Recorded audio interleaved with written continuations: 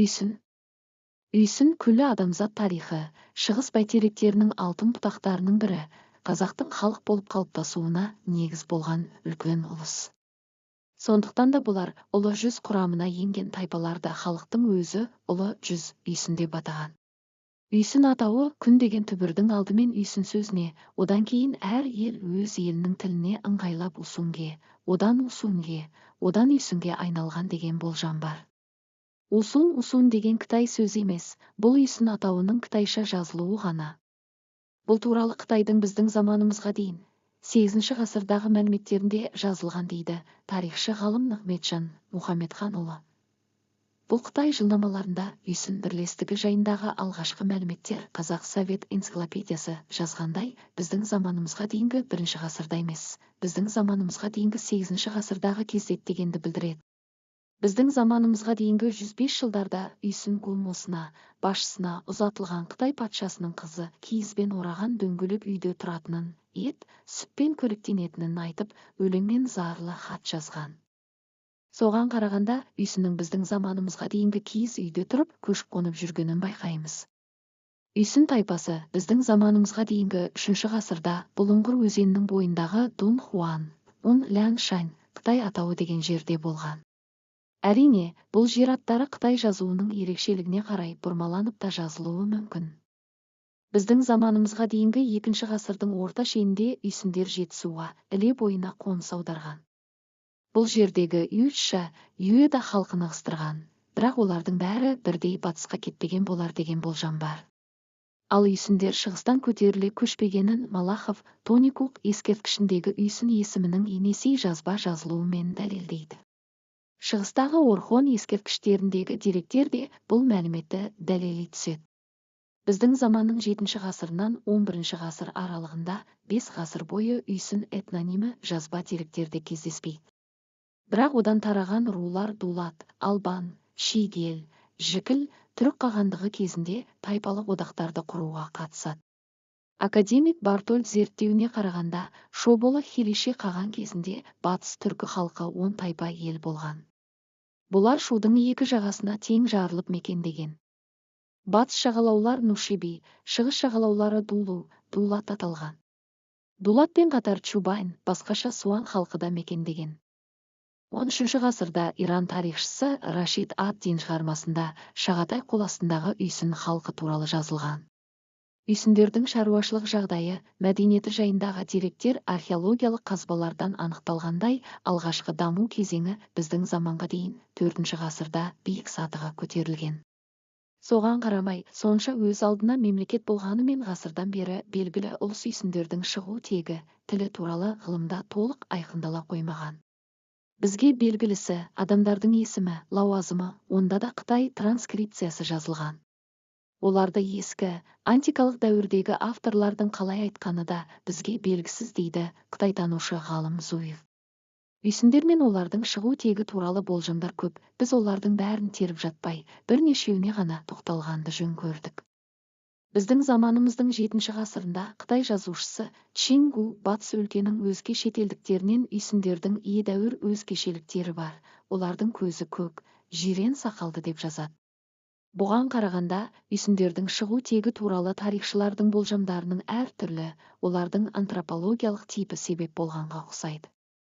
Белгілі дінтанушы, мәдениеттанушы ғалым Мұртаза Бұлытай үйсіндерді Ву-сун батыста серлер деуші еді. Олар исседондар мен басқаша юичилермен бірге Қытайдың Гансу аймағындағы мекендерін тастап, миладийден бұрынғы 176 жыл шамасында түрік тілді.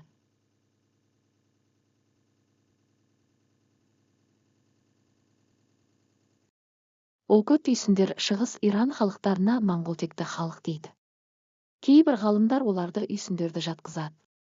Антропологиялық зерттеулерде үйсіндердің сақ тіліне жақын, яғни еуропалық бейнелі халық болғаны анықталған деп жазады.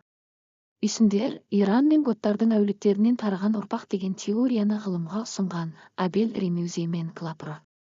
Теориясын қолдай отырып Грум Грижимайло үйсіндер түрік үнді готтардың өзара араласуынан пайда болған әулет деген тұжырымын ұсынады.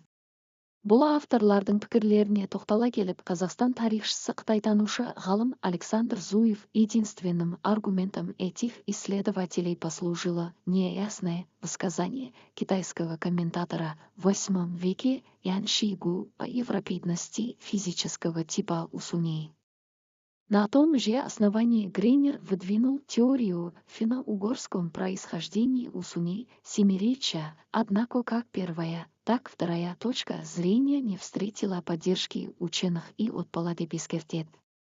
Бір топ тарихшы ғалымдар дейін Григорьев, Кингсмил, Вернадский усундерді шығыс Иран асиян-асилармен бір тайпа деп қарайды. Орталық Азия даласында жасаған үйсіндер мен асияндардың бір әулетке жататыны туралы бұл пікір көпке дейін талас тудырмай келді.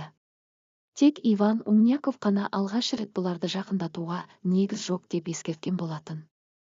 Оны қолдаған француз ғалымы Жарль Шарпентьенің үйсіні ос түбірінен тараған осетин қате транскрипциялануынан пайда болған деген пікірін, Холлоун транскрипциядан кеткен қате тайпа атауы бола алмайды деп жоғарыдағы тарихшылардың пікірін жоққа шығарады.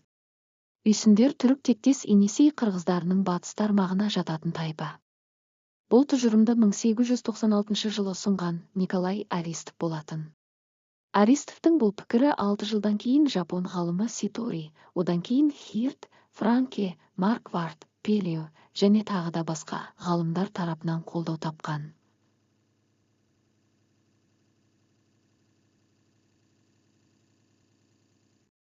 Үйсіндер түрік тілді көне тайпа деген пікірді қолдап, Қытай иероглифімен жазылған көне үйсін атақ лауазымдарын айқындай түскен ғалымның бірі Александр Зуев. Бұл автор көне үйсін тайпасының түрік тілдес екенін, Иран тілді асиян-осетиндермен генетикалық қатысының жоқтығын дәлелдеп, олардың біздің заманға дейінгі 1 ғасырдың соңында сюн-гунулар тарапынан түркіленгендігі туралы пікірді жоққа шығарады.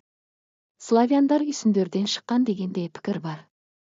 Белгілі қазақ журналшысы Марат Барманқұлов өзінің түркі әлемі деген еңбегінде орыс, славян тілінде көптеген түркі сөздері бар. Мысалы, солардың бірі книга екендігін айта келе, Қытай деректеріне сүйене келе былай дейді.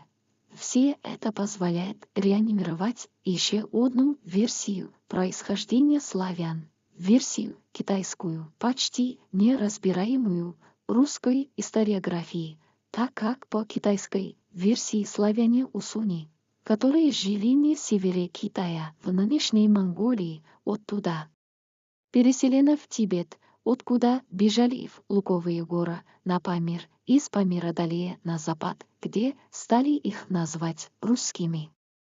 Автор бұл келтірген Қытай мағлұматын айқындай түсу үшін орыс ғалымы Николай Кюнердің пікірін де қоса келтіреді. Даже книга Николая Васильевича Кюнера, бывшая с ветви, всего 200 экземпляров названа так, что там нет слов «Русь», «славяне».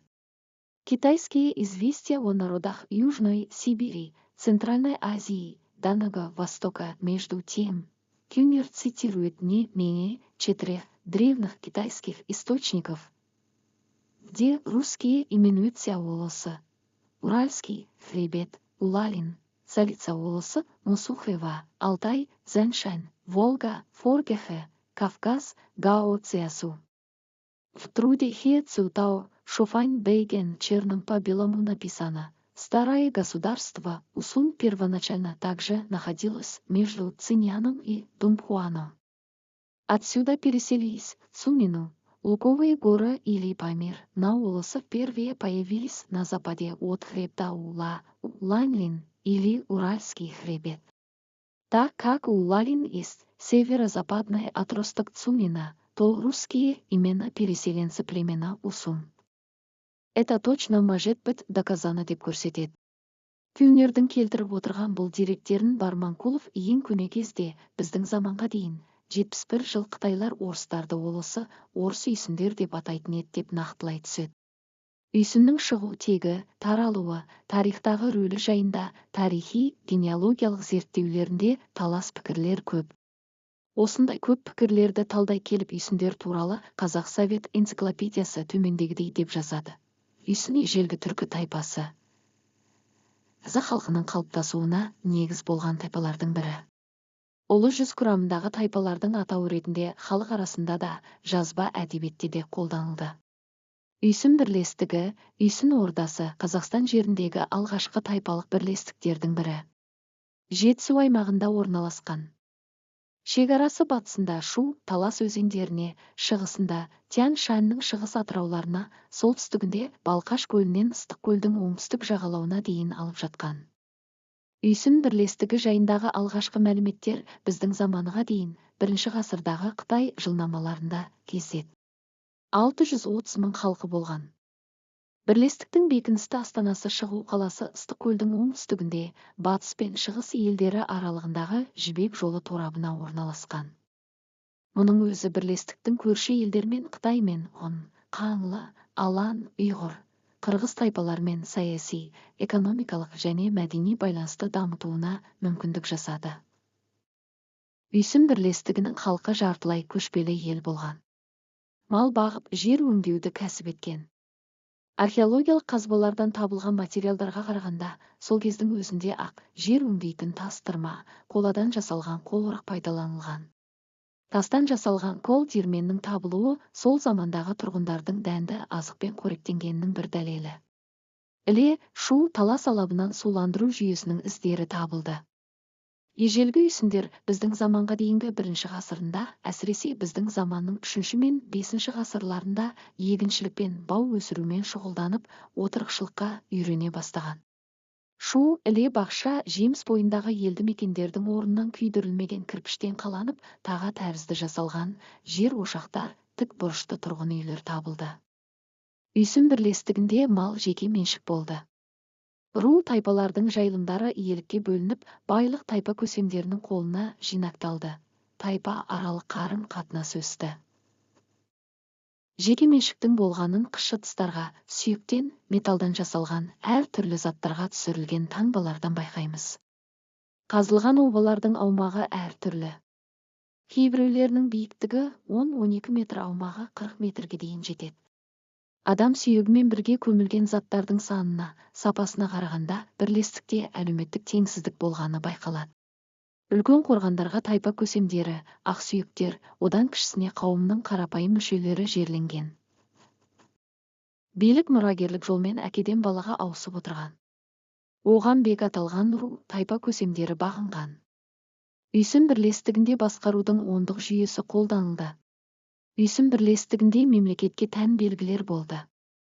Бектер өздерінің жайылымдық жерлерін өзгелерден қарулы күшпен қорғағаны жайында деректер бар. Мұның өзі таптық жіктердің қалыптаса бастағанын аңғартады. Үйсін ескерткіштерін зерттеу бұл мәдениеттің 3 кезеңнен өткенін анықтайды.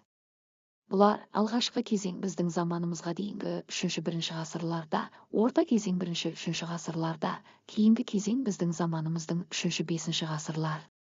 Бұл кезеңдердегі бейіттердің қазылуында, жобалануында, қару-жарақ, сәндік бұйымдар мен тұрмыстық заттардың түрінде жасалуында ерекшеліктер бар.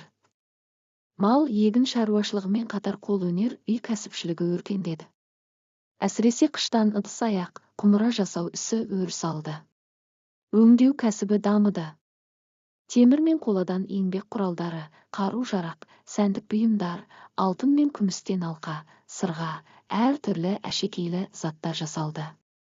Тоқыма кәсібі, тері илеу, тас қашау, сүйек өңдеу. Ал шежіре деректері бойынша Үйсінді Шыңғысхан заманындағы Майқы биден таратады. Ботбай руынан шыққан Диханбай батырдың шежіресінде Майқы биден, Қаңлы, Бахтияр, Қырық-жүз, Мыңыз Бахтиярдан. Үйсіннен Ақсақал Абак, Жансақал Тарақ, Абақтан Қараша, одан Бібек. Үлі жүздің негізін құраған тайпалар Бәйдібектің балалары болып саналады. Олар Албан, Суан, Дулат, Шапрашты, Сары Үйсін, Ошақты,Ысты, Шоқан Уәлихановтың жазбаларында Үйсін тайпаларын емес, ұлы жүздің бар. Онда Төбейден Үйсін, одан Қойылдыр Қатаған, Шанышқылы, Мекірейіл басқаша Жалайыр, Майқы Абақ, Қоғам Қаңлы.